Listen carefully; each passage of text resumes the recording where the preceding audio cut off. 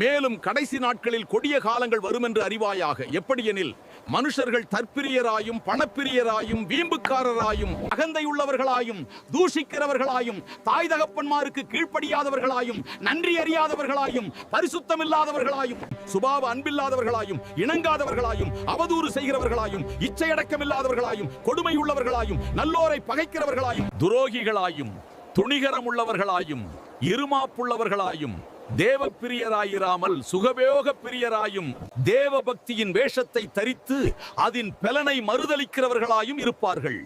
இப்படிப்பட்டவர்களை நீ விட்டு விலகு.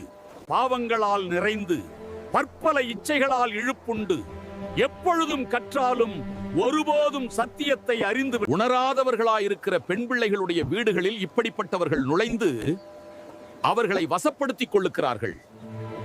என்னேயும் எம்பிரேயும் மோசேக்கு எதிர்த்து நின்றது போல இவர்களும் சத்தியத்துக்கு எதிர்த்து நிற்கிறார்கள். இவர்கள் துர்ப்புத்தியுள்ள மனுஷர்கள், விசுவாச விஷயத்தில் பரீட்சைக்கு நில்லாதவர்கள். ஆனாலும் இவர்கள் அதிகமாய் பலப்படுவதில்லை. அவ்விருவருடைய மதிகேடு எல்லாருக்கும் வெளிப்பட்டது போல இவர்களுடைய மதிகேடும் வெளிப்படும்.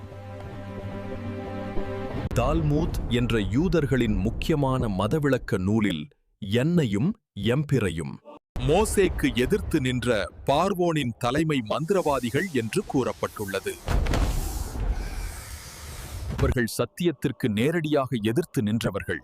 அதேபோல கடைசி நாட்களிலும் அவ்வாறே இருக்கும் என்று பவுல் எச்சரிக்கிறார்.